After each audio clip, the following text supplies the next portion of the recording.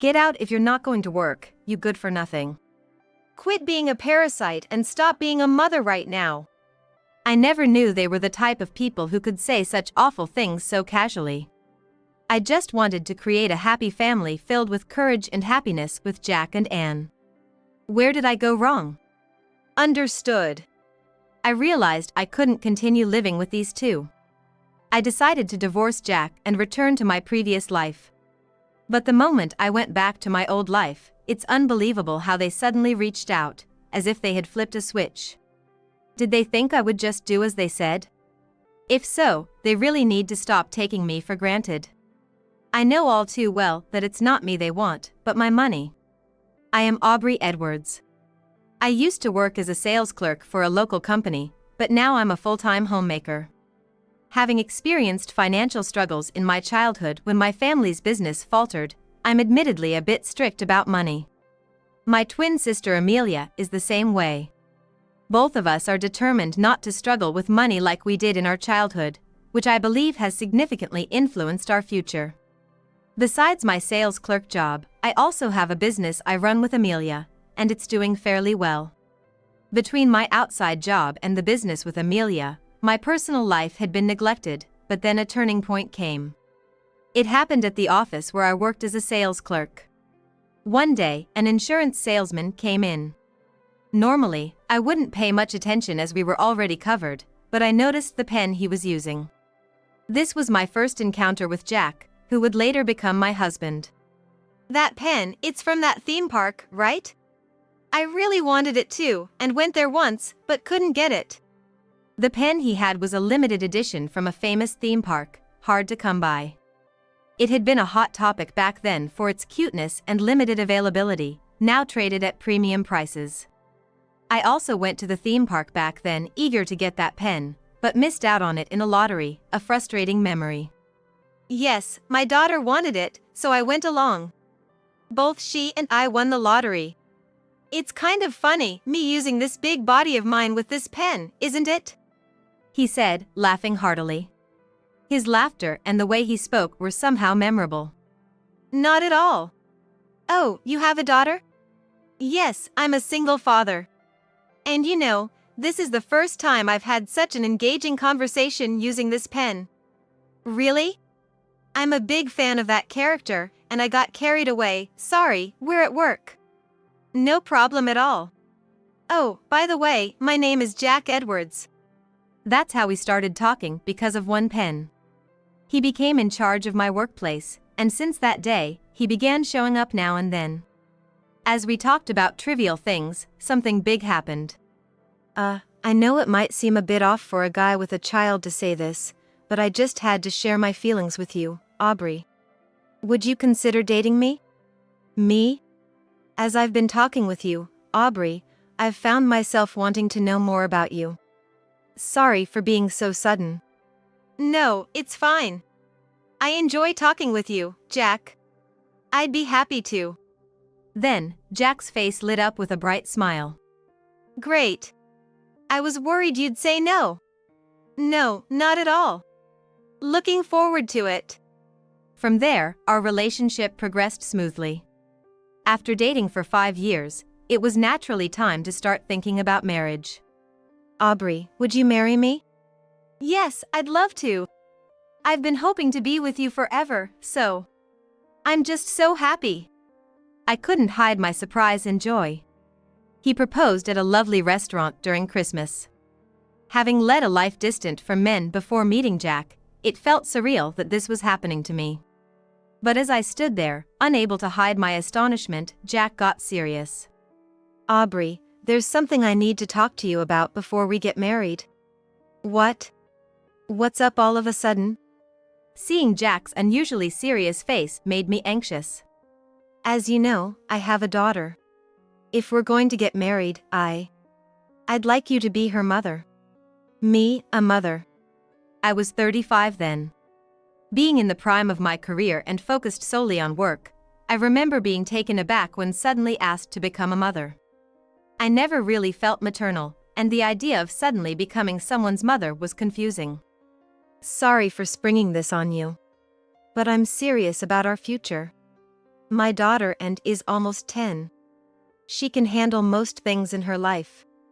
Wait a minute, please. I knew you had a daughter, but me, suddenly becoming a mother? I mean, we've played together before, sure, but I also have my job. And said she'd be happy if you became her mother. And please, don't quit your job. Jack seemed desperate to convince me. Your life won't change much, Aubrey. I just want you to be there for and as her mother. Normally, being asked this before marriage might make someone reconsider. But I was wrong. His candidness in sharing all this with me must mean he's genuinely serious about our future together. I ended up convincing myself that this had to be the case. Look at me. You're this serious about our future, right? Of course. Jack's precious daughter is important to me too. I'll do whatever I can. Thank you so much. That's how we ended up getting married. I had met Anne a few times before, and she seemed like a typical, everyday girl. Anne? Yes, I'm Anne. Dad told me about you. You're Aubrey, right? Anne said with a smile, and I thought she was really cute. I also felt she was a very nice kid, and I had no problem living with her as a family. I'm going to marry your dad, Anne. I wanted to come and say hello. I'm so happy that someone as wonderful as you, Aubrey, is going to be my mom. I can't deny that this exchange made me feel really good. I was determined to be happy. With that resolve, I decided to marry Jack and become Anne's mother. However, it didn't take long for me to realize that this feeling was a mistake in the first place. The days after our marriage were happy. At first, I was worried about marrying someone with a child, but it turned out to be needless worry. And was a well-behaved child and didn't need much attention. She mostly took care of herself, so there wasn't much for me to do. Around that time, I was assigned to a project that could lead to a promotion. If my proposal was accepted in the upcoming competition, I might become a section manager, so I was a bit on edge. I was in the final push, thinking I might make it, when Anne said something unexpected. Aubrey, can I talk to you for a sec? What's up, Anne? Well, you might think it's selfish, but I really want a mom at home. Watching Anne glance at me apologetically, I felt like my heart was being squeezed. I might have been making her feel lonely without realizing it. It made me feel helpless. That's right. You're always alone when you come back home. I'm used to being alone, but sometimes I just feel this tightness in my chest. That's why I want a mom to be there. With a big promotion at stake, I had been working overtime until late at night. There were days I caught the last train home for 3 consecutive nights. Lately, I hadn't had a proper look at Jack or Anne. With Jack often away on business trips or working late, I realized I had been making Anne feel very lonely. And the fact that she called me Mom filled me with joy. Mom, you mean me? Who else? You're my mom, aren't you? Seeing Anne's bashful smile, I wanted to protect her happiness till the end. Sure, I liked my job, and a promotion would mean a higher salary. But work isn't everything in life. I seriously thought about what I truly wanted to protect. And then, I made a decision. I'm going to quit my job and be a full-time homemaker. I want to take care of our home and not let Anne feel lonely anymore. Thank you, I'm so happy. I was a bit worried about what Jack would think, but he surprisingly agreed. That's great for Anne. And don't worry, my earnings are enough to support the 3 of us. We'll be just fine. Hearing this and seeing Jack laugh heartily, I felt a sense of relief wash over me. However, the peaceful days didn't last long. I was getting used to life as a full-time homemaker when Jack came home one day, visibly irritated. Welcome back. What's wrong? Nothing. Saying so, he marched straight to the bedroom with heavy footsteps. Without even taking a bath, he stayed in the bedroom, not coming out. His irritated demeanor suggested something had happened at work. But since he was sulking alone, I had no idea what it was. The next evening at dinner, Jack finally opened up, revealing the reason for his frustration. I'm definitely better at my job, so why didn't they choose me? Did something happen at work? Listen to this. I'm more capable and have been with the company longer, so why wasn't I chosen? I was almost going to be promoted to department head. As he said this, he was banging his hands on the table. Summarizing Jack's story, there was a chance he or a colleague of his age might be promoted to department head. But in the end, his colleague got the position. That guy, he joined midway, leaves early without doing overtime, and yet, why him? I've been contributing to this company for decades since graduating college. It must be tough, but people do notice your work. You'll have another chance. However, my words seemed to irritate him even more. He glared at me with a furious expression. What do you know? Spouting such nonsense. Since that day, Jack started taking his anger out on me. One evening, I prepared dinner and waited for Jack, but he didn't come home for a long time. Worried because there was no contact, I approached him when he finally arrived. Welcome back. I was worried since it's late. What about dinner? It's late, so maybe tomorrow. What are you thinking? It's Friday, and I had a business dinner. Can't you figure that out? That's why you can't do a job properly. He sighed heavily and went to the bedroom. Whenever he's like this, he wants to be alone and locks the bedroom door. Since our bed is in the bedroom, I can't enter when Jack locks it. I used to ask him to unlock the door, but lately, I've given up. Jack must be struggling with his own issues. Trying to convince myself he needs space, I prepared to sleep on the sofa. As I started feeling tired from being affected by Jack's mood swings and sulkiness, I noticed a change in and to. Good morning, Anne. You stayed up late last night, are you okay? Stop it. Annoying first thing in the morning. She muttered under her breath and walked away. Wait, what about breakfast? She increasingly acted as if she couldn't hear me. I thought it was just a phase and watched over her, but her behavior became too much. I once tried to discuss it with Jack, but he didn't listen at all. Jack, have you noticed anything odd about Anne lately? Will you stop? That's your job as a mother. Neglecting your duties as a mother, that's just pathetic. I'm not neglecting anything. That's why I wanted to talk to you. I'm tired because, unlike you, I work. Don't drag me into unnecessary stuff.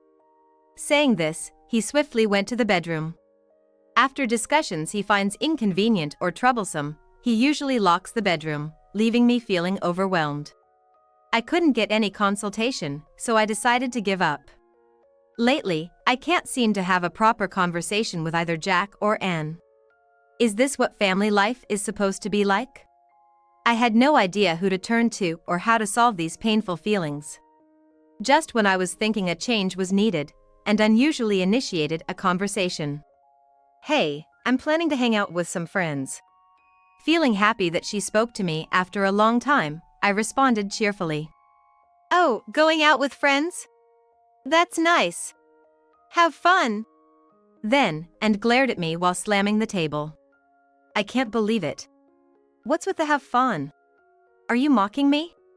I was confused by her reaction, but it seemed to make her even angrier. How am I supposed to go out when I don't have any money? And is already in middle school. It's that age when even a little outing with friends tends to involve spending money. Oh, my apologies, I wasn't thinking.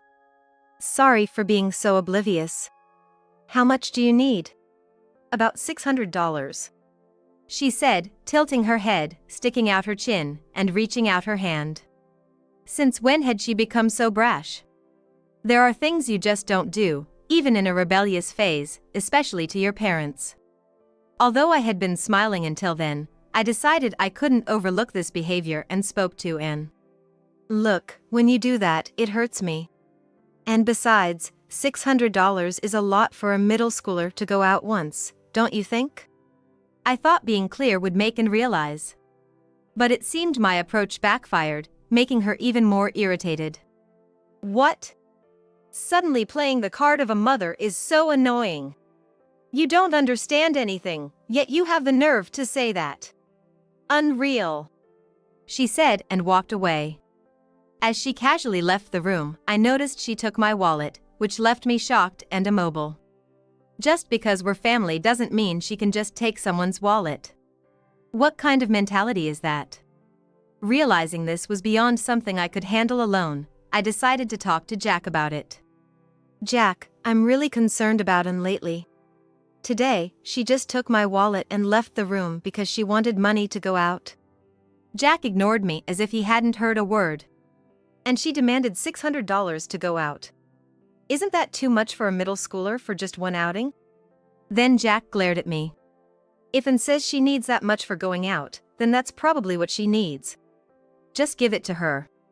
But $600 is a lot of money. It's not something you can just hand over so easily. As we argued, and came out of her room, apparently having heard everything. Are you still talking about that? She was approaching me with a smug, unpleasant grin.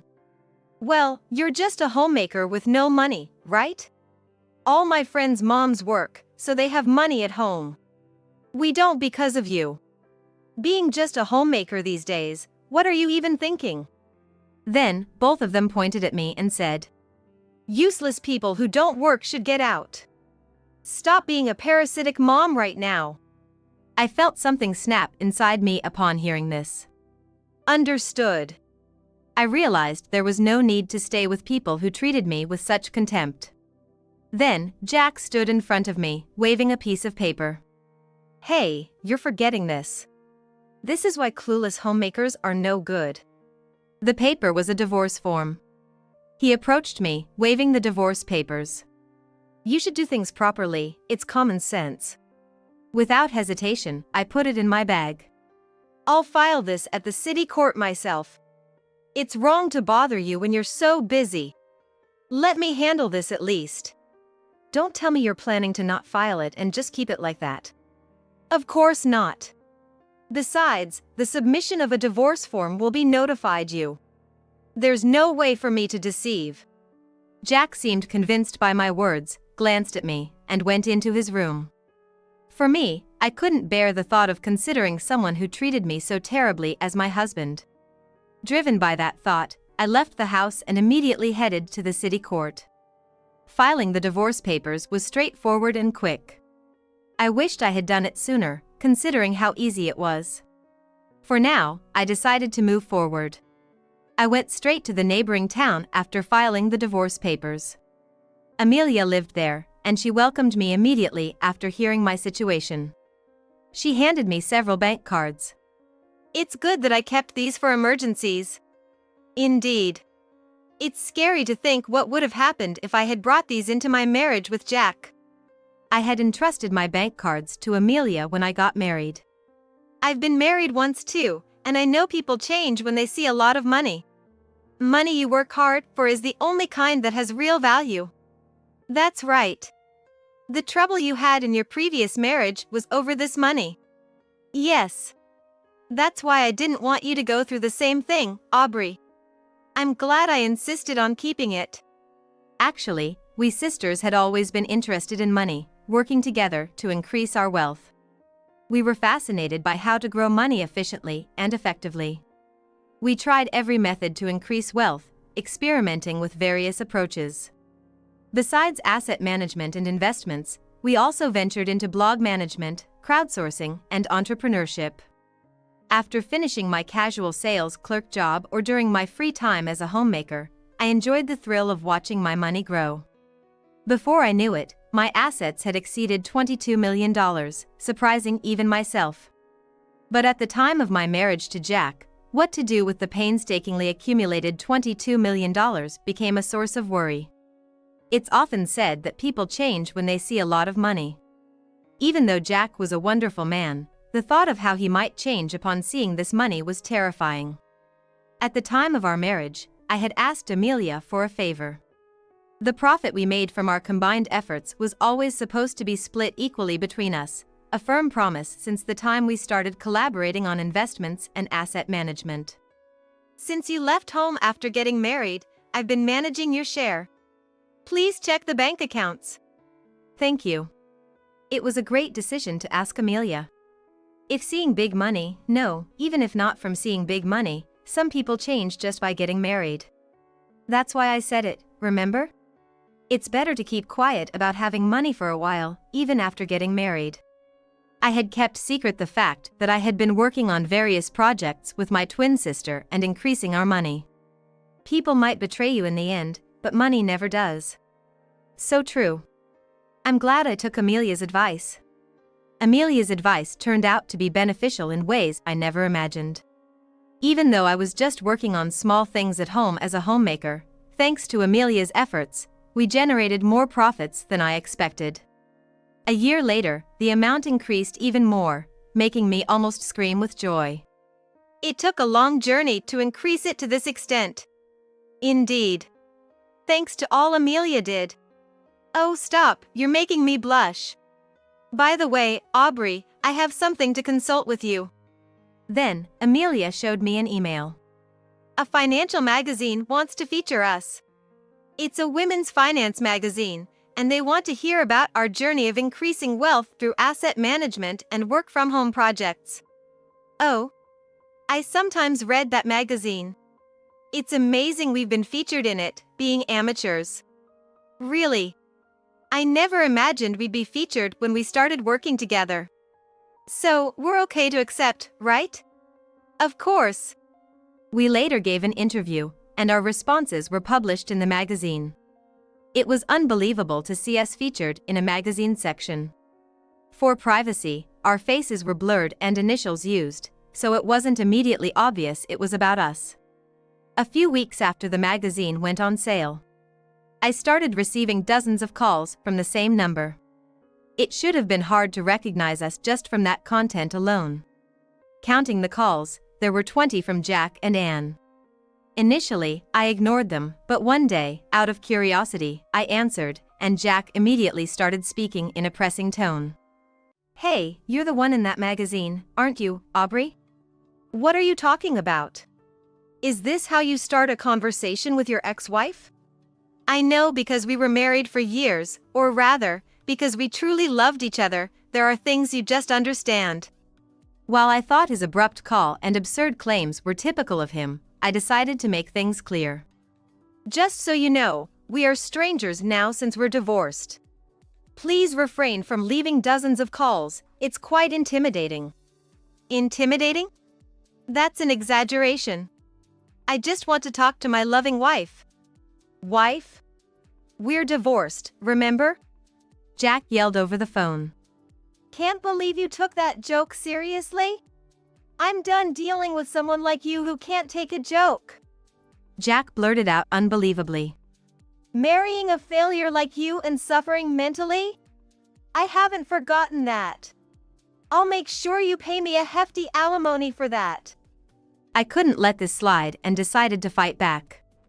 Alimony? To you? No way. Have you forgotten that it's you who should be paying alimony?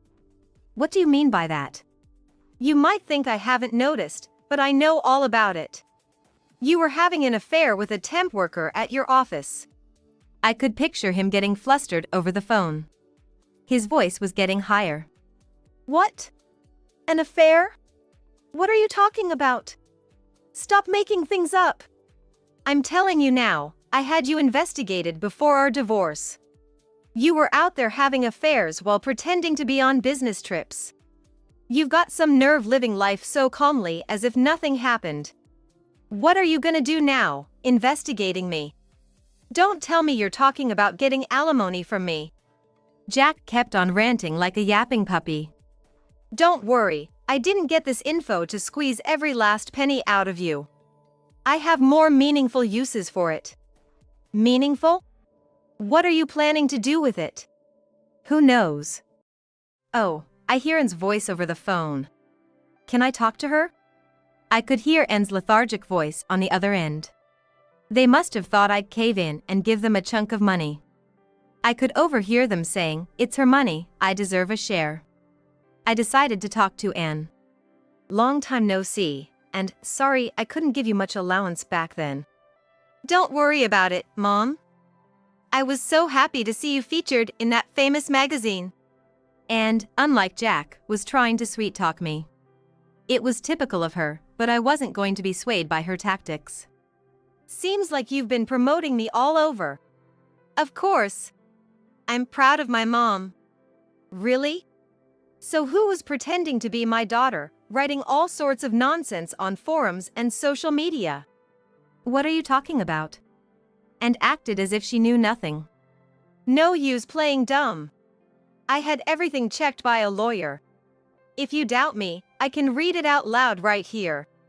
I decided to read out some of the forum posts. You can't say these things seeing in my eyes, can you? Well, that's all those lies about me being greedy, involved in illegal money, being chased by dangerous people.